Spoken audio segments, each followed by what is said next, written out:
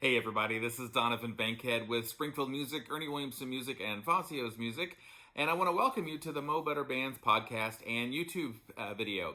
So on Mo Better Bands, we're basically talking to educators, both local and abroad, about topics that affect you and that will help you build a better and stronger band program and a program that has more of an impact on your students' lives.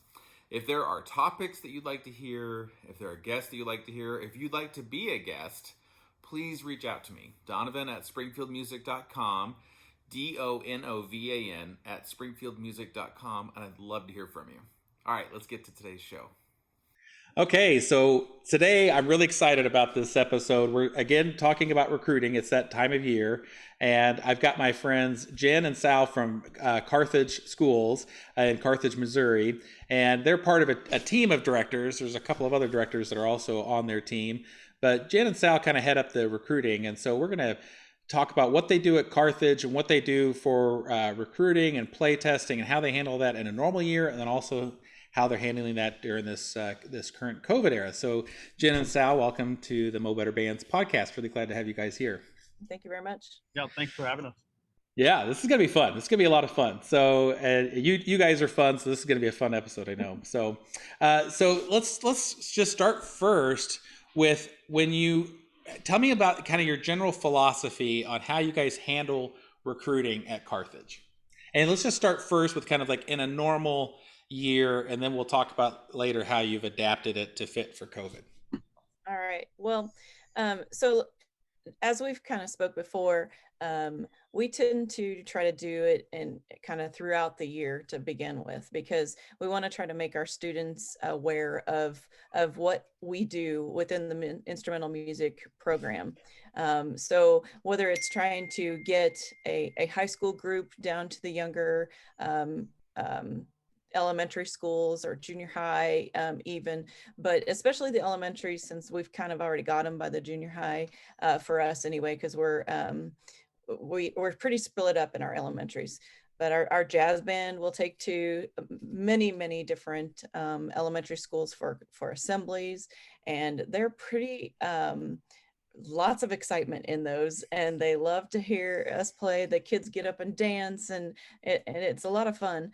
Sal, I can let him speak, but I know he's even taken percussion over there. We try as much as we possibly can in a normal year to get our kids out to where they're visible, to see the instruments and see the kids how much fun they have in them. So just so that people get the picture of it. So beginning band starts in 6th grade?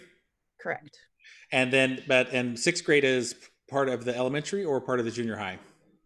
Well, this year just moved into its own building. So its own building. So you're going out to the various elementaries, and how many elementaries are in your district? Well, okay, so that's kind of a loaded question. Carthage changes all the time, but because actually this is our first year in 6th grade building by itself. Previously, we were in a building with 5th and 6th grade, but now that building is a 4th and 5th grade building. So honestly, we haven't gotten even a chance to, because of COVID, do the typical things that we normally do because of that situation. But we have 3 large elementaries, which would be like Steadley, Fairview, Columbian, and then we have 2 smaller elementaries, which is Mark Twain and Pleasant Valley. So we try to get to each of them to play in one way, shape, or form, whether it's at an assembly or whatever. But now we have the addition of what's called the Carthage Intermediate School Center, which is where the 6th grade used to be housed, but now it's 4th and 5th grade. So our elementaries are K3. And then intermediate 4, 5, and then we have 6th grade alone. So that's it. That's how it is this year. Yeah. So there's a lot of different locations where these kids are at, and so you're saying that you try to get them at both the elementary. Normally, you would try to get them pre-band, where they're not even thinking of band yet, and then you're also trying to do events for those kids that are starting to think about it. Those kids that are in 5th grade, so you're trying to just kind of reach them all the time. Yep. So what are some of the things that you do? You bring different ensembles. What ensembles, and what are you playing? How are you performing in front of those kids? Okay, like I said, for general assemblies, we'll get out and we'll perform for an assembly. when usually it's a jazz band. We have brought in the past the marching band before. It kind of varies, depending on the year and timing and when we're able to go into a school. But we have done that before. Sal has brought, you want to talk about the percussion and things that you've done with that? Sure, we've had the drumline go to a couple of different elementary schools. Just really, we were just invited to perform. They just wanted some kind of like musical act or performance during their assembly. So we just, I mean, who doesn't love a drumline? So we just decided to take the drumline. Plus, it would be easier to move with only like 10 to 15 kids. So we just we asked for the truck and trailer, so we could load up all the drums, and pretty easy. So it was fun. Well, and also you've done when we were at the intermediate school, actually had the 6th grade perform for assemblies with their ensemble, like a concert, a regular percussion ensemble, not drumline. So, and I know they really enjoyed that. We've had them at board meetings and things like that. They've done that a couple of different times. Okay, two things there that I think are really interesting. So I do hear of directors using like the drum line and stuff because kids always love that side of it. But the percussion ensembles is such a great idea because so many kids normally they think I want to play drums, and they think they're going to have all the targets and the cymbals and they're going to rock out and stuff like that. But getting them to understand that no, if you're going to be a percussionist, I mean that involves a lot of other instruments. That's keyboards and everything else. I'm assuming that's kind of a purposeful strategy, right? To kind of expose them to the wide world of percussion. But plus, it's great for your percussion ensembles because they get another performance opportunity, which they always need, right? Yeah. And I've also taken kids over. One of our elementary schools does like a monthly thing there where they try to get different small groups from the high school and things like that. So one year or a couple of years, I've taken solos and ensembles. So they just kind of played, and then it was more like a petting zoo type thing, which was really nice. So I, of course, when you get to the instruments like a percussion or something, I called on a kid to come up and try it. They don't have to put their mouth on the instrument or anything like that. Right. So the drumsticks, and I got immediate feedback from parents on that because they heard and they happened to know me. And they were like, that made his day. You don't understand. That's awesome. So yeah, but that's awesome. I think it's also so smart getting those ensembles in front of the board. Yeah, jazz bands played before the board. Sal's been able to do the percussion ensembles at least 2 years. We've done 6th grade percussion ensembles twice in the last 4 years, I think. This year was one of them in a COVID year. But yeah, it's just funny seeing other adults' reactions to 6th graders being able to play with such musicality. Yeah. It's not just, I think maybe when they think of it at first, it's like, oh, we're having the 6th grade percussion play. It's going to be just chaos and, just loud drums and everything. But no, they did especially this year, they did a really nice job. That's awesome.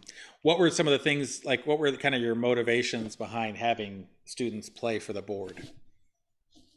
I think, just getting our name out there, just making sure that people understand that we're available to do things for the community. It's not just about performing at football games or doing marching festivals, but we want our kids to be well-rounded and be able to showcase in any kind of event.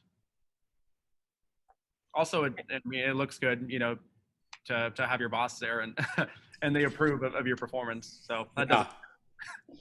Well, and it's also cool because on our main page, when you go to the Carthage R9 schools, it goes across there, and there's a picture of our 6th grade playing, at the board meeting. So that's cool. And it's this year because they got the masks on.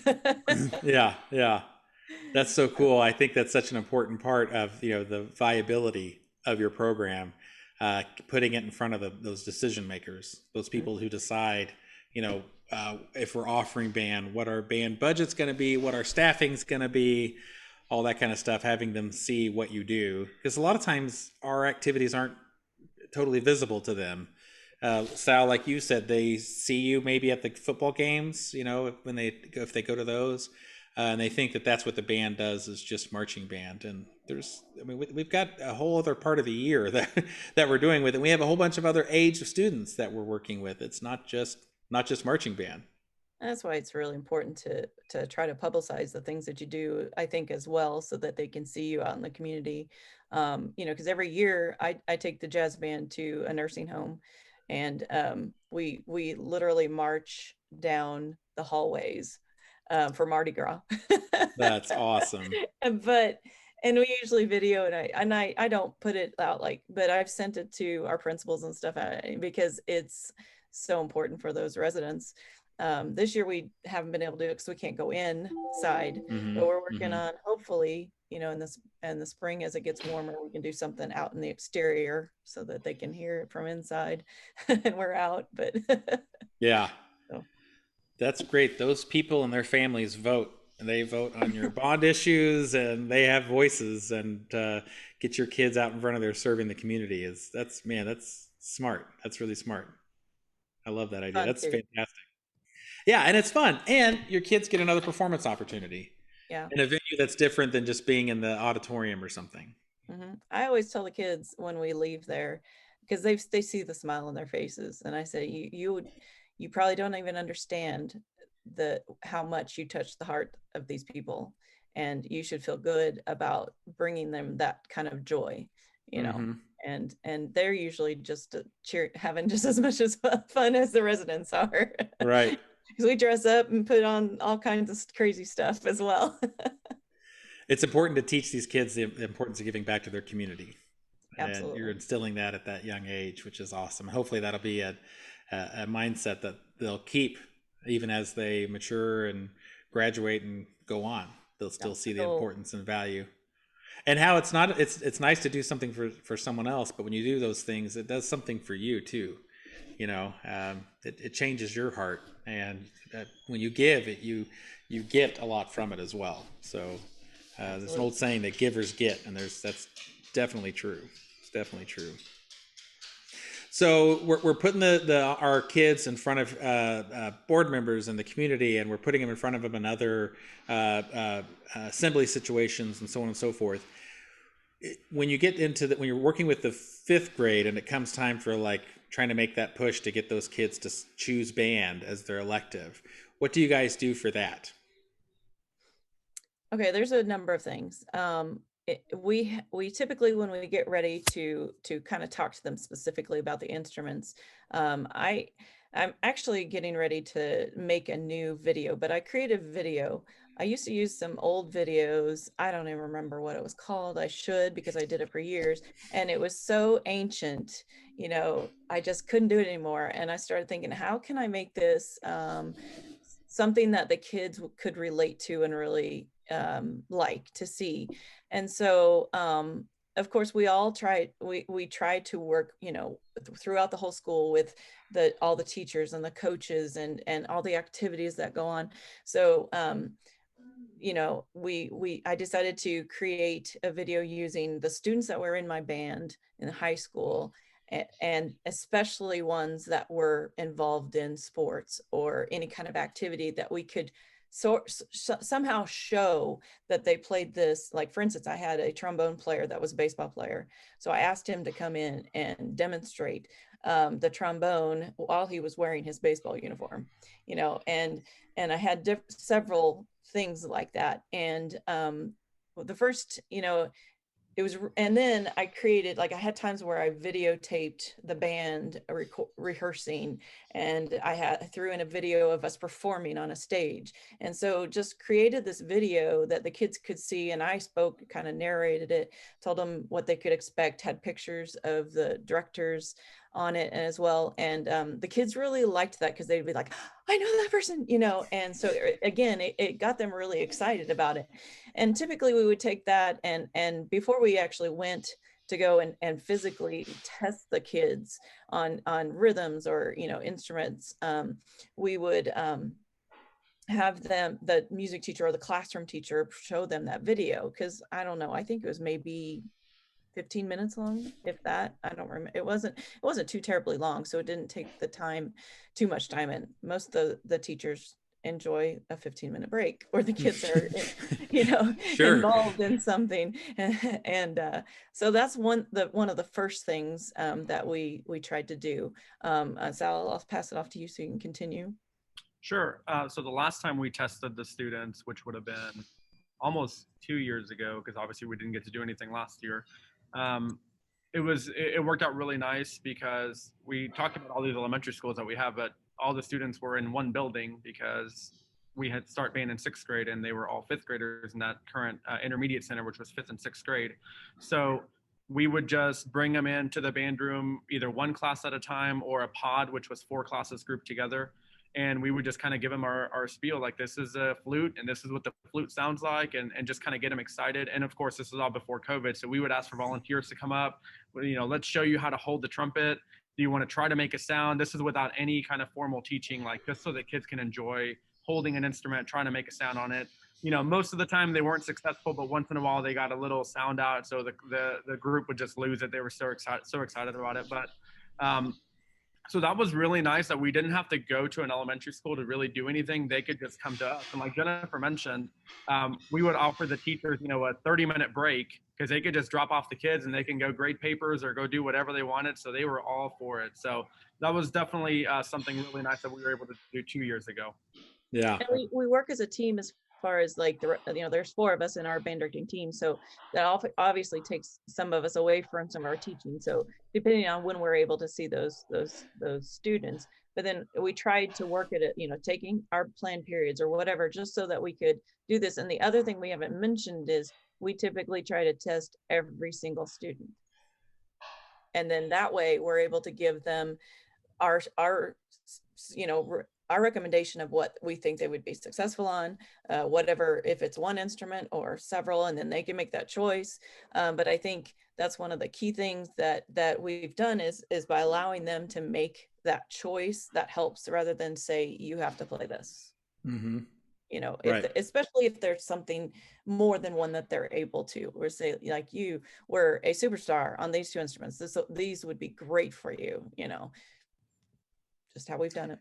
How do you handle that situation where maybe the kid wants to play an instrument that they didn't test particularly well on?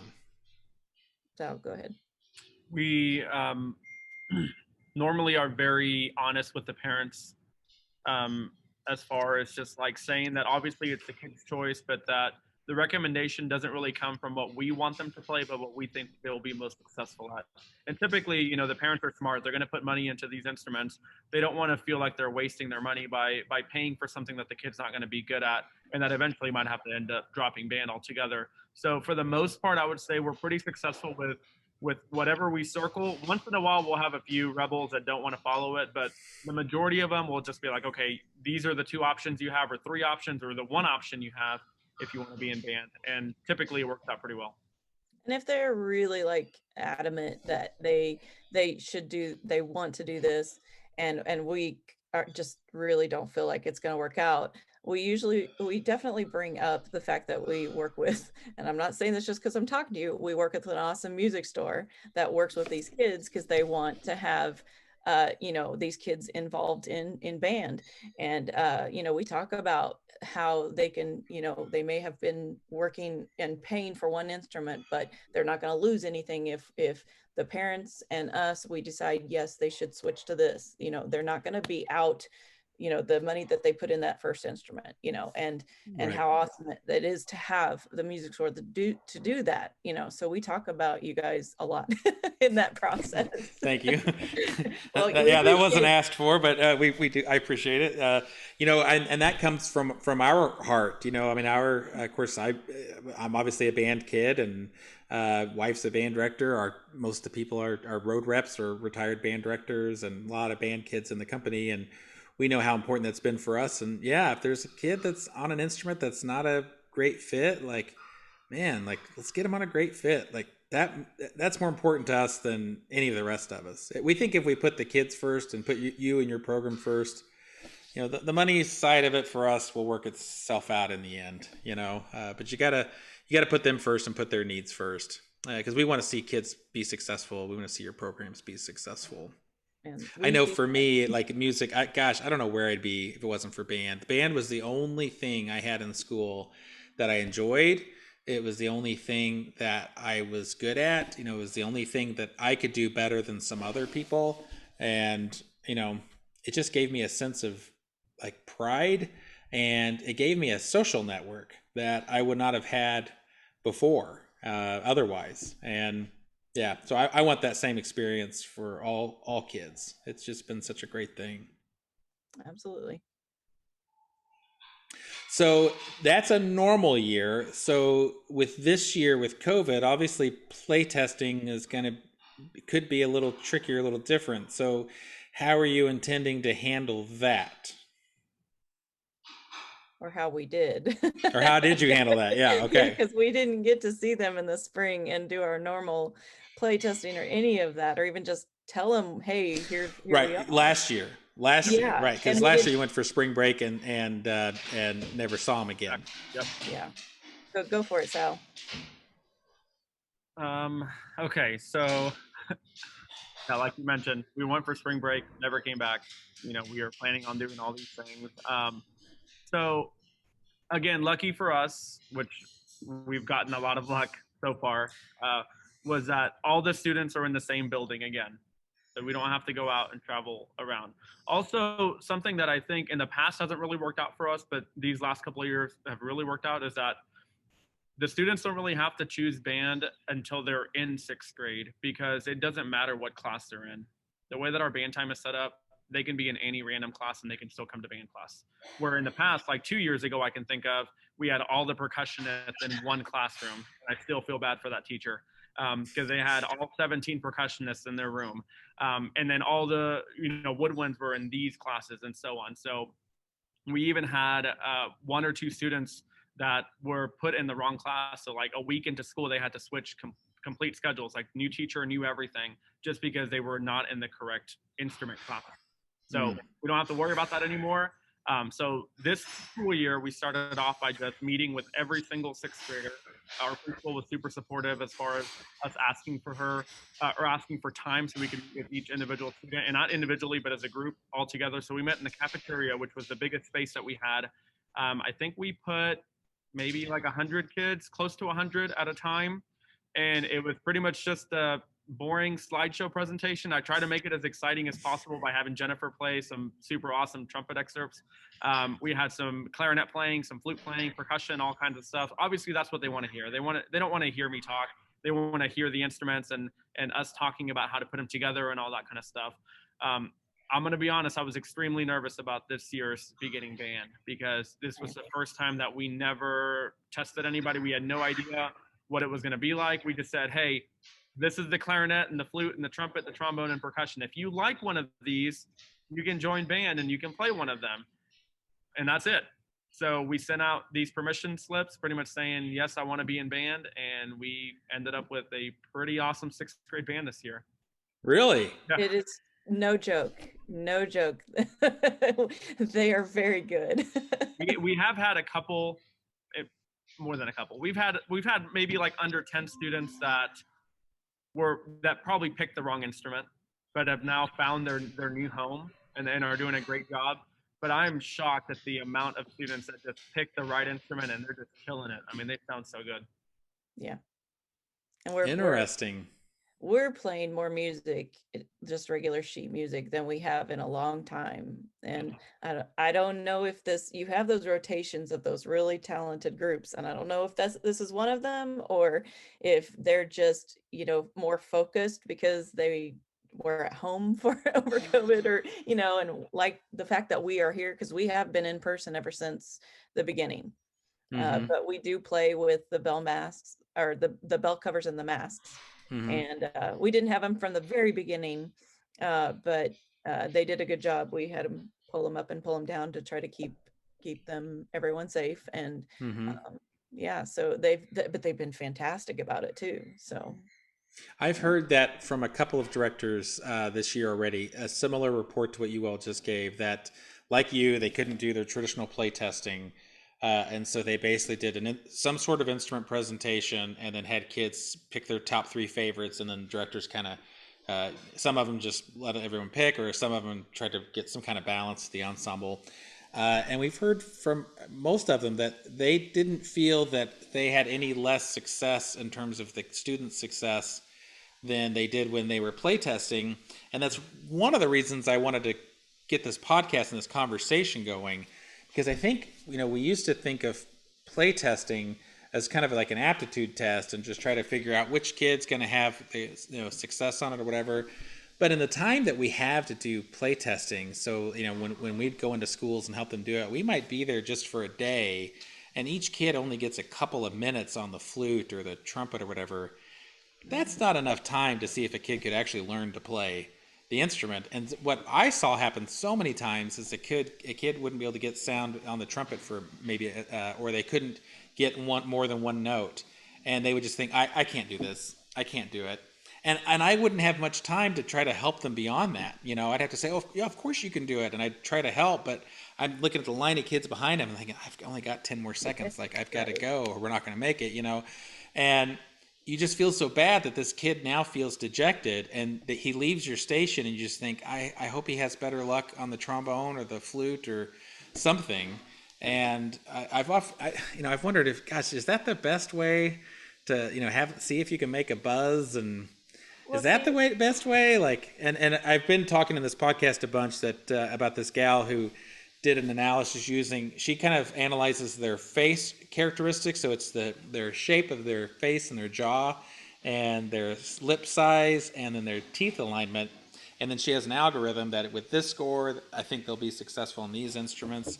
And that seems to have work as well as anything. And like I said, this year we're hearing lots of success stories like yours of just saying, pick your favorites and and we'll assign it. And I don't know. I don't know that playtesting is the answer. It doesn't seem to be any better of a result, and it's riskier too with having them spit all over you that whole time. Well, So yeah, I usually make sure that I am staying away.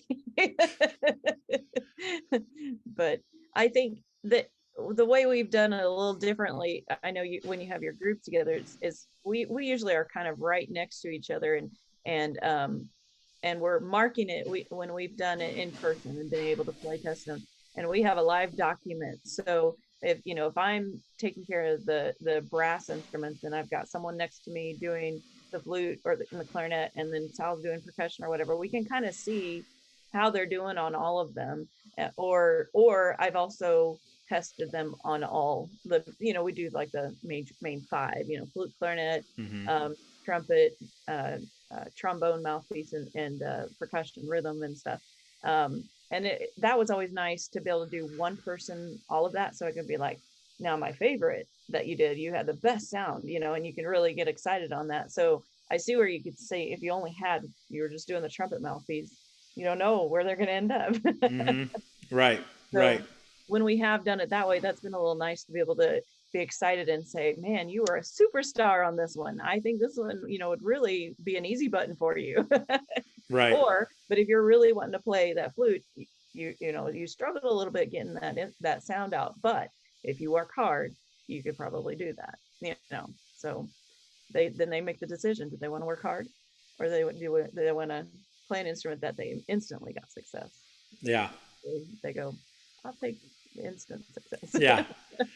Well, for some of them, it certainly is. There's some kids that just the first time they put it on their face, they just kind of get it. But I've had that same kid that they'll come back and they're like, hey, we have some time. Like, can I do it again? And then they can't duplicate it, or sometimes they can. When they can, I'm always like, yeah, you're playing trumpet. I really like the drums too. Like, don't care. You're playing the trumpet. We need you on trumpet. Like I remember I was doing play testing at one of the Springfield middle schools, and I had this kid that could play an octave and a half in that session. So he could play from low C to the G above the staff. And I was like, yeah, dude, like I've tested hundreds of kids. Like, you've got to play trumpet. Promise me you're playing trumpet. So are you intending in the future to go back to playtesting, or are you thinking about doing something different? Because like you said, you did it different this time and with a great result. Is that going to change your efforts for the future, or no? Or do you know? I I don't know. I mean, we actually had been talking about possibly trying to get those testing kits, that, but we also have to be careful. I mean, I kind of don't foresee play testing again next year, possibly. It just kind of depends on where we're at with the COVID situation and whatnot. That's just my view. I don't know. Sal, you can jump in. Yeah, But really hard to tell right now because we've just had the 1 year where it's like pick your favorite and go with it, and I mean obviously we've had great success. I wouldn't really call it any different than a normal year. Every year we still have kids that struggle on the internet because it sounds great at first and then it gets a little hard and they don't want to practice anymore. So we have that just like we've had every other year, but it almost feels like a normal we play test at every kid, and this is the group that we got, compared to every other school year. So maybe doing it one more year will really kind of tell us like maybe this was just a fluke and it's not going to work out like this, or this is the way to go. Because I mean, I know that Jennifer, and I'm sure Donovan too, is on the band director group on Facebook, and this is a hot topic around this time of year. As far as like, what do you do for play testing? And I mean, I can't. I lost count of how many people are just like, just let them pick their favorite. And before COVID, it was like, that's crazy. Like, you're gonna end up with 50 trumpets and 50 percussionists, and no one's gonna want to play flute, and no one wants to, you know what I mean? So, but it worked out this year. So, I like your idea of testing it again.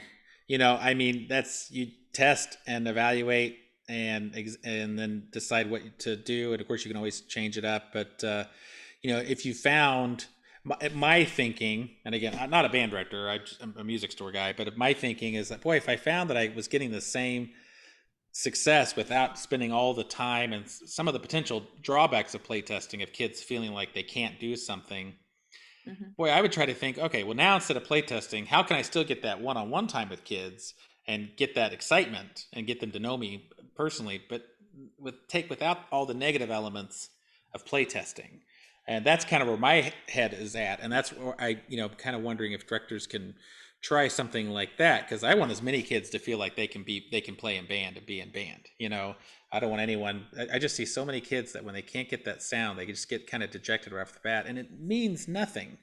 Right. It literally means nothing. Like, okay, you got a sound on the flute right off the bat, cool, but you could still be a lousy flute player. Like, that doesn't tell anything. And I've known people that couldn't get a sound on the flute for a week and are wonderful flutist, whatever the word is.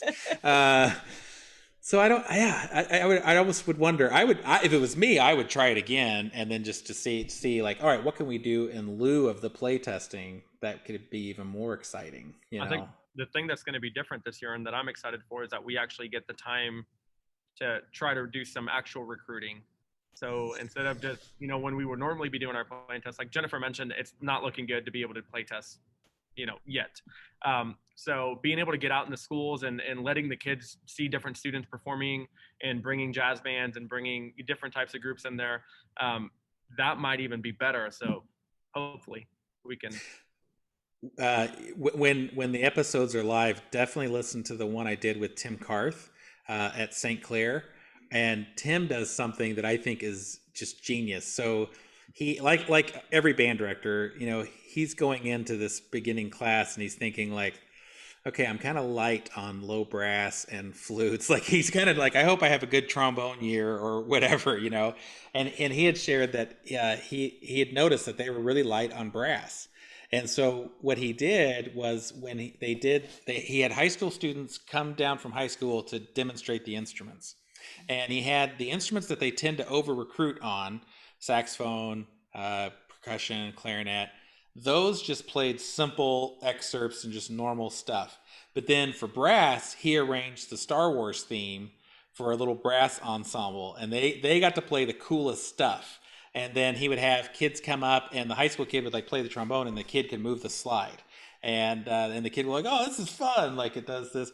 And he would just try to make those other instruments that he needed in the program seem a lot more appealing than percussion and flute, and saxophone and stuff, or whatever, He's got 2 woodwind people on his staff, so they just always kind of had a plethora of woodwinds and not enough brass. And I think each director kind of has their own pitfalls of where they have a hard time recruiting. Yeah, I've done that before, similar. when I was recruiting all by myself back in the day, and because I would go to the schools and I would kind of get what their first, I would ask them their first, second, and third choice, and then I would tally all that, and then as I'm getting to the rest of the schools that I'm visiting, I'd be like, okay, I'd push these instruments a little bit more. I'm getting pretty full on that percussion. I'm not sure that there's going to be a place. Mm-hmm. Mm-hmm. There's not a lot to do. You have to sit a lot. Yeah. Yeah. Or I'd say now, before you can make the percussion section, I will be checking with your teacher on your behavior in class. Are you able to sit quietly without disturbing others? Have you been getting in trouble? And then they go. Yeah. So We've had a few directors, and Sal, I'd love to hear your input on this because you're the first percussion guy that I've been able to talk to about it. But a few directors that aren't starting their kids on percussion in the beginning, just to kind of eliminate that whole conversation. They have to play a wind instrument, and then they take only the best and best behaved kids from that, can then audition and ask to be in percussion. And then there's a special class that they kind of get caught up because they felt like they were able to get their percussion kids up to speed more quickly than you can on maybe clarinet or trumpet or something like that. So what are your thoughts on that? Funny, we were just talking about that. I think I was talking to Matt Bennett about it, and I was just like, that's just, and I apologize for anyone that might be listening that if it worked for them. I just don't see how, I don't see it. You know what I mean? Like, as a percussionist who started on percussion, I just can't imagine. The first thing I can tell you is that if we open it up to who's interested in percussion, we're going to have half the band that wants to switch. And it's mostly going to be the players that can't really do that great on their primary instrument, which is not what we want. Then you only take the good ones. So now the other teachers, I got my brass teacher upset that I took her best trumpet, and I've got my woodwind guy mad at me because I took the best clarinet players. And then the whole band is suffering at that point. And then the kids that weren't good enough to get in percussion are going to quit because they're like, well, I didn't get chosen for percussion, so I don't want to play my trumpet anymore. I mean, it seems like it's opening up a can of worms that we as in Carthage do not want to open. And luckily we've had great success with starting sixth graders. I mean, just like, every other section, we have kids that are going to struggle a lot, kids that are right in the middle where they should be, and then kids that are just amazing and above their years. But I guess I would have to try it or be forced to try it one time, because I don't understand how that happens. But yeah, I think there's benefits to it, but there's a drawback, and you'd have to just plan around the drawback. How would we handle our first chair trumpet player deciding that he wants to play drums? Like, you'd have to kind of work out ahead of time how you're going to handle that. And I mean, there certainly could be some kids that would be struggling on a wind instrument, but they have maybe a good sense of rhythm and time that if you put them over on percussion, now they flourish. So I could definitely see some benefits to that. And if nothing else, they could play the bass drum, right? I mean, well, that's been a struggle, and I knew when he said that that was not going to be a go for him. The percussion teacher not getting to start his own kind. Well, I even said that in one of the episodes. I'm pretty sure the first time I get a school that has a percussion specialist, that idea is gonna go over like a turd in a punch bowl. Yeah.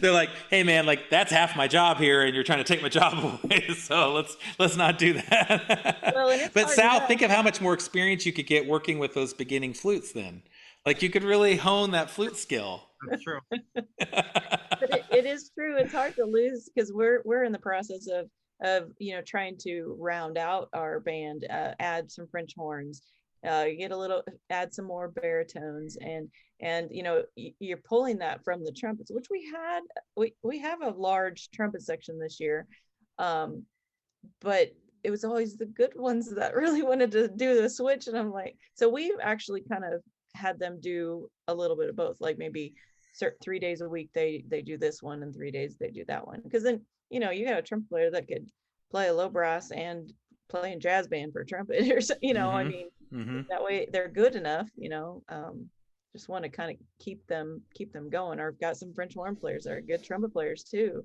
but they picked up the French horn, have a great ear, so we definitely want to try to hone that in to have a good French horn section going up throughout. Mm-hmm.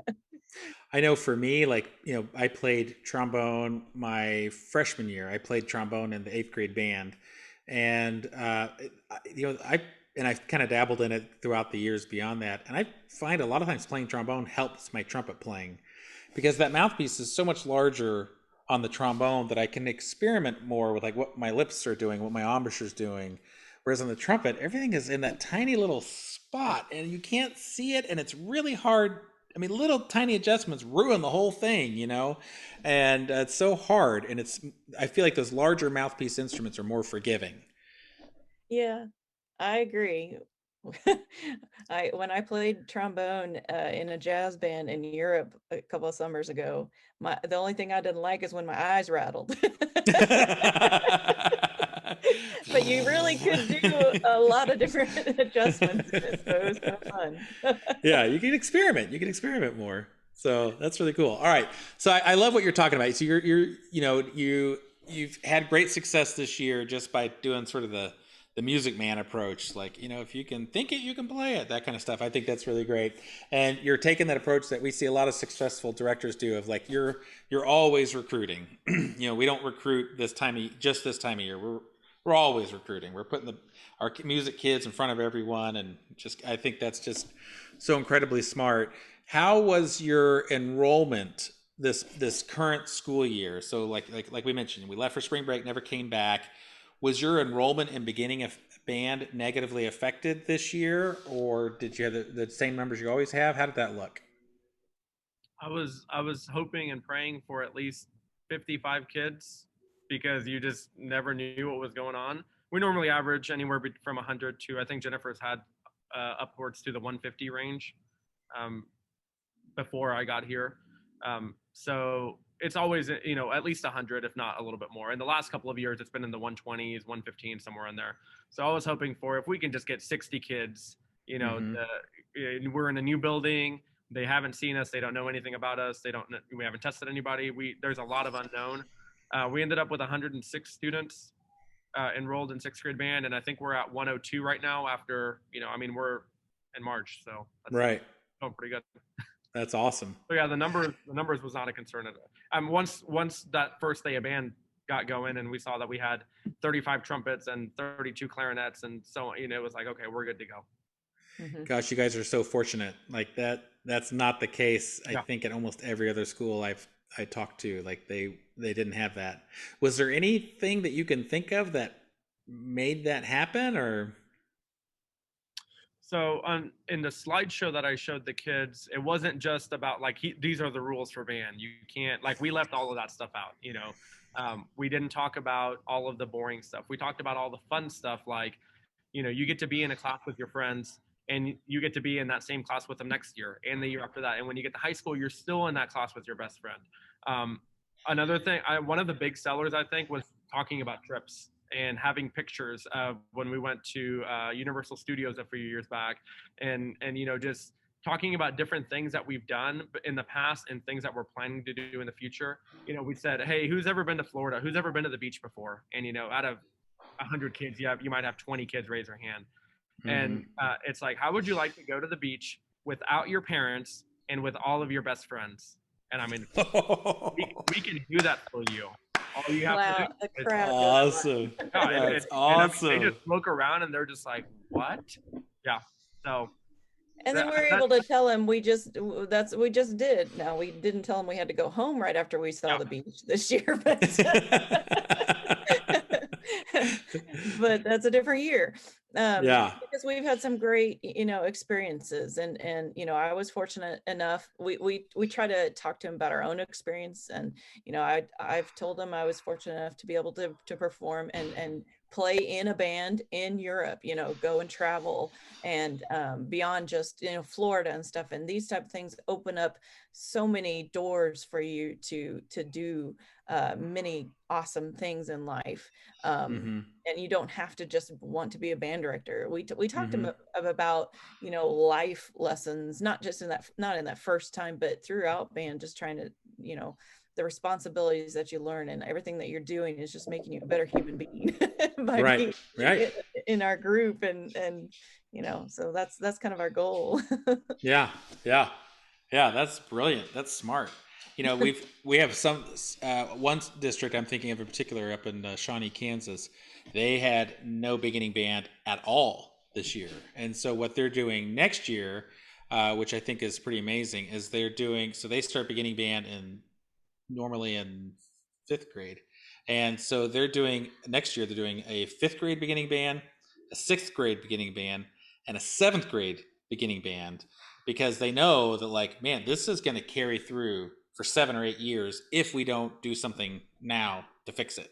And Right. so I think for just this one year, maybe they'll continue after that. I don't know. But I know for sure the next year they're doing 3 beginning bands in 3 different grades to try to pick up all those kids they lost. Yeah, we You actually guys did weren't in that. that boat. Are you going to do anything like that? I mean, you don't like need to, but like, is there any adjustments you all are making for that? Well, we actually were in that situation kind of several years ago when there were a lot of budget cuts in just Mm-hmm. in general music, or not in music, and just music, or sorry, school districts in general. And so Mm-hmm. they actually had cut our fifth grade band. We started in fifth grade years ago, and just recently we started just doing sixth grade. But it's a good thing since now we see them daily, whereas we didn't before. But it got cut for a year because of budgets, and then they reinstated it the following year. And we started fifth and sixth grade in the same year.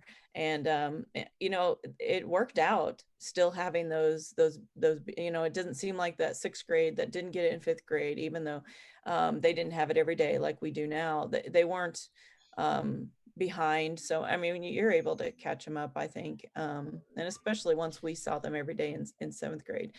I don't know, we haven't really talked about starting um another beginning class. It's kind of based for us on schedules and what allows, our schedules allow, but which Yeah. we're pretty tight.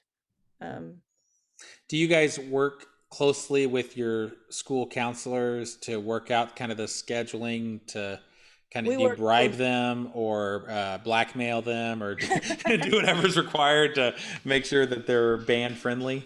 we work very closely with our principals, and we have absolutely fantastic principals, very very supportive.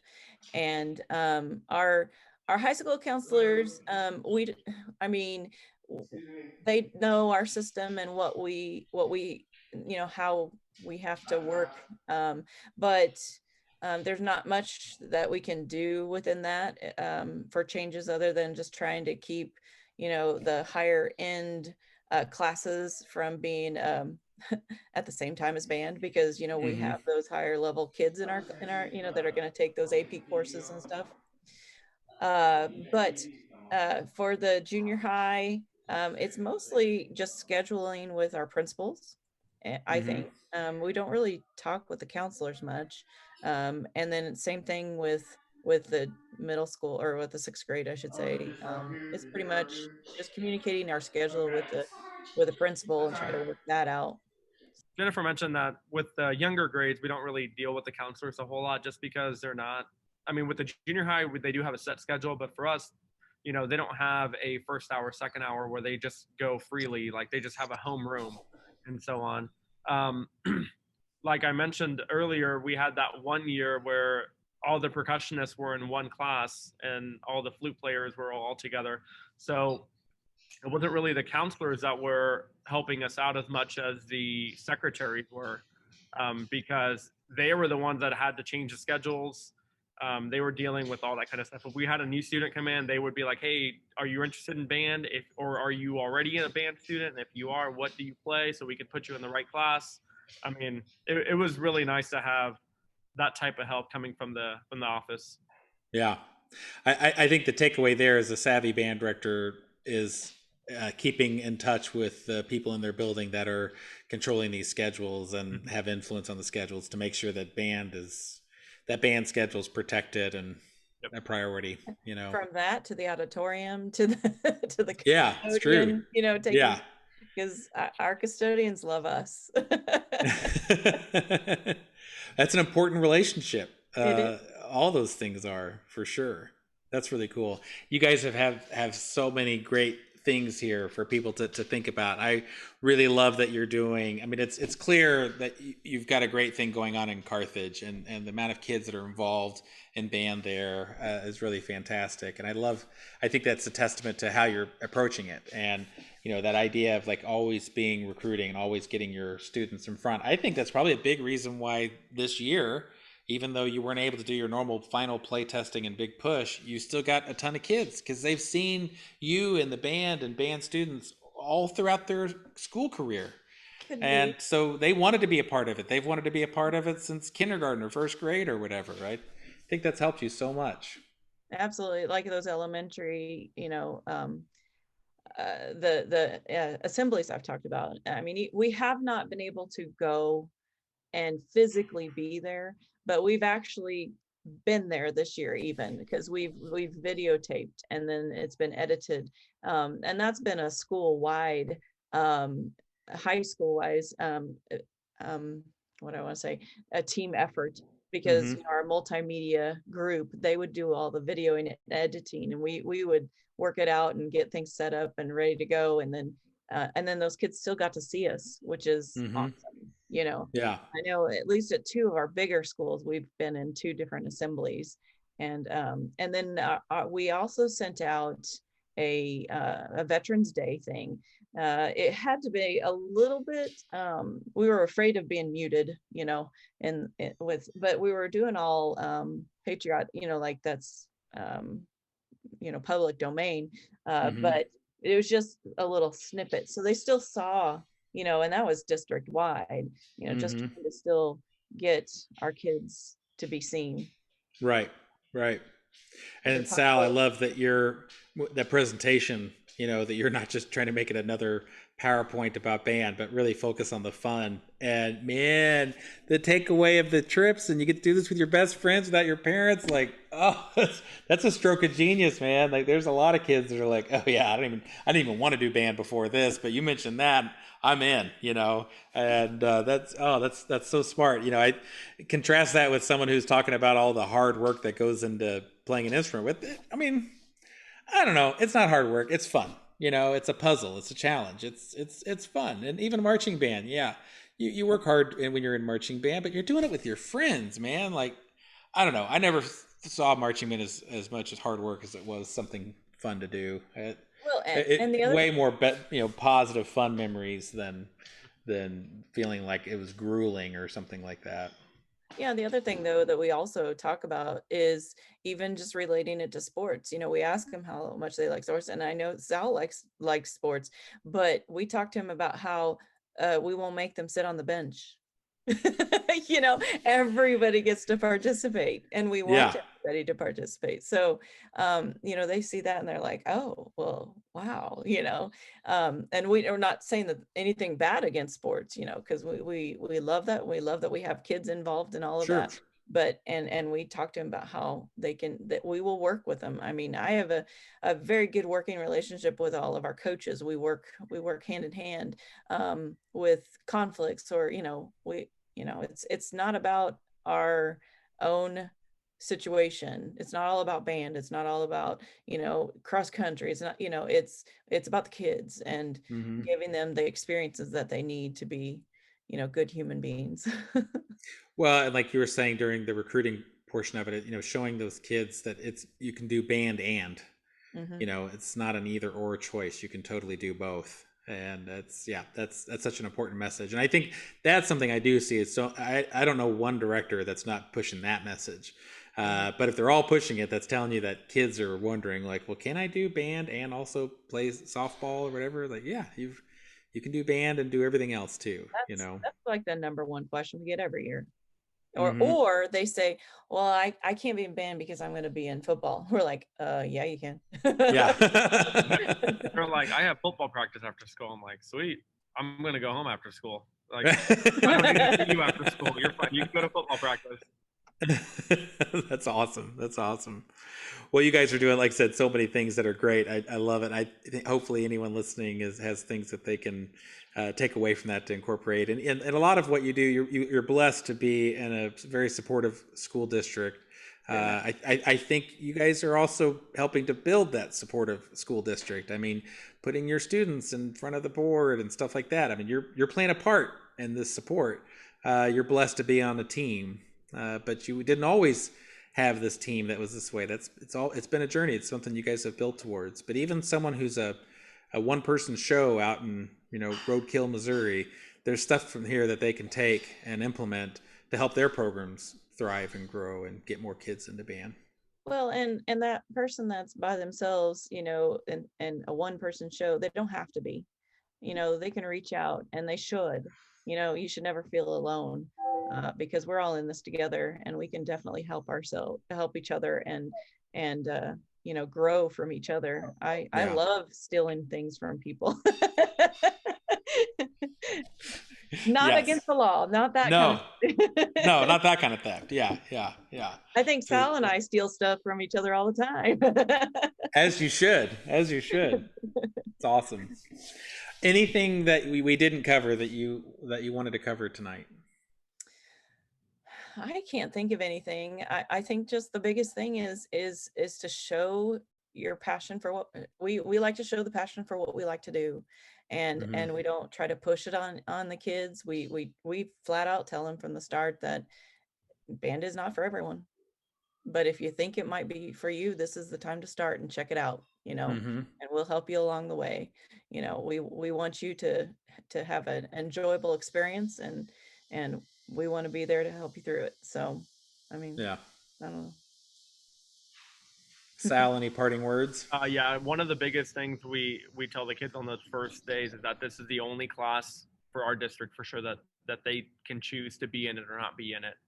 And with that comes a lot of responsibility, because and I always joke with them, just how you can make a choice to be in here, I can make a choice to take you out of it if you're not living up to the expectations that we set for you.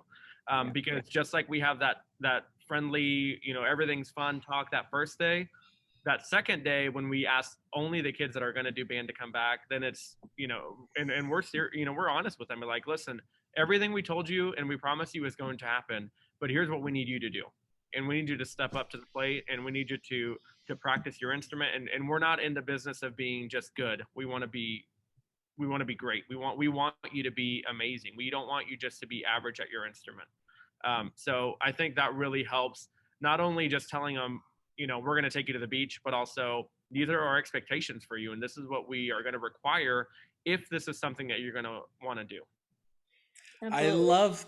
I love though that you're dividing that up, because I hear that message often, but I hear it back to back. Like, we're going to do this, and we have pizza, and we have trips, and blah, blah, blah, but you got to work hard, blah, blah, blah, blah, blah, and like, it's a little bit of a conflict, but I love that you're selling it first, and everyone's fired up, and they're in it, and like, cool, you guys are all here.